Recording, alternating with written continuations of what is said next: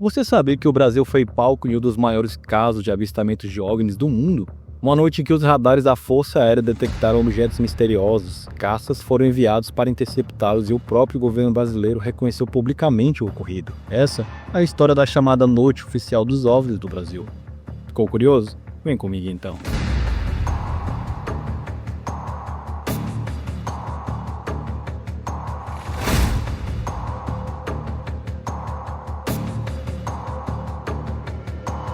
Era 19 de maio de 1986, o país seguiu uma noite tranquila quando, por volta das 20 horas, captaram algo estranho. Pontos luminosos surgindo e se movimentando de forma irregular no céu. Em pouco tempo, já eram mais de 20 objetos não identificados percorrendo diferentes regiões. Tudo começou quando controladores de voo detectaram estranhos sinais dos radares Sindacta 1, em Brasília. Ao mesmo tempo, centenas de pessoas do estado de São Paulo, Rio de Janeiro e também do Goiás relatavam a mesma coisa. Luzes intensas mudando de cor e se movendo em padrões impossíveis para qualquer avião conhecido.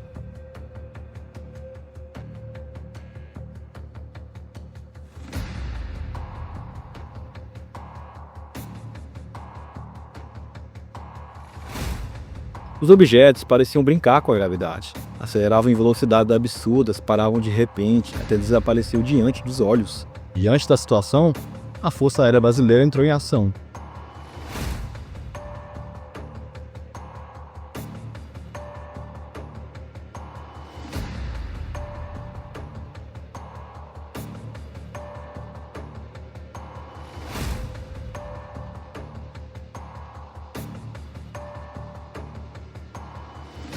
Foram enviados 5 caças para interceptar os objetos, mas a surpresa foi enorme. Enquanto os pilotos tentavam se aproximar, as luzes simplesmente desapareciam ou escapavam em velocidade fora do alcance humano. Um dos casos mais impressionantes foi registrado pelo radar de Anápolis, em Goiás. Ali, um objeto chegou a atingir velocidades estimadas em mais de 15 vezes a velocidade do som, algo impensável para qualquer aeronave conhecida na época e até hoje. Naquela noite, os radares confirmaram pelo menos 21 objetos não identificados. Não eram apenas sinais eletrônicos.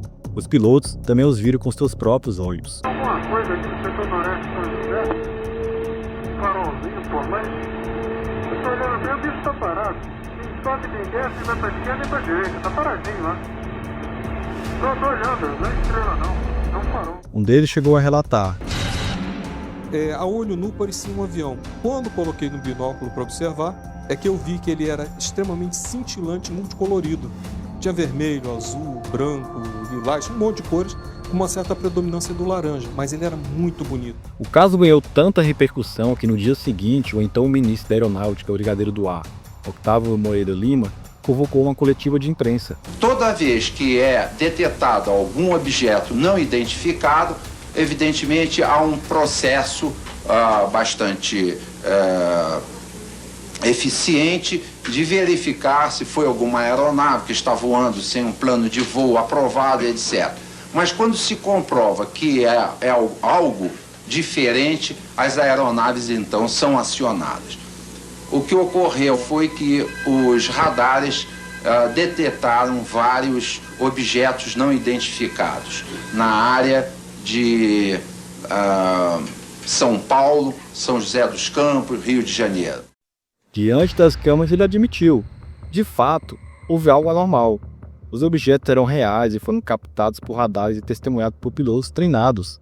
Mas não temos explicação para o fenômeno. Poucas vezes na história de um governo reconheceu publicamente a existência de algo que não sabia explicar. Mas a história não acaba aí. Nos dias seguintes, jornais e telejornais estampavam manchetes sobre o ataque dos discos voadores. Para a população, mistério e fascínio. Para os militares, uma investigação que se tornaria segredo de Estado. Durante anos, os documentos sobre a noite oficial ficaram classificados como sigilosos, mas só em 2009, após a pressão de ufólogos e de jornalistas, a Força Aérea liberou parte dos arquivos.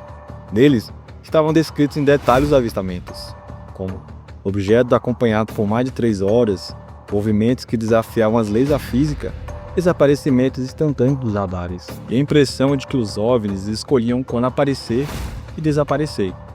Essas revelações reacenderam as teorias. Alguns defendem que poderia ser testes secretos de aeronaves militares, especialmente em plena Guerra Fria. Outros acreditam que poderiam ser fenômenos atmosféricos raros. ainda não compreendidos pela ciência. Mas para muitos ufólogos, os detalhes confirmavam que havia inteligência por trás dos movimentos e que não se trata de tecnologia humana. Vale lembrar que essa não foi a primeira vez que o Brasil entrou no mapa da ufologia mundial. Em 1977, tivemos a Operação Prato, quando militares investigaram misteriosos objetos no estado do Pará, alguns dos quais teriam até atacado moradores, deixando marcas físicas.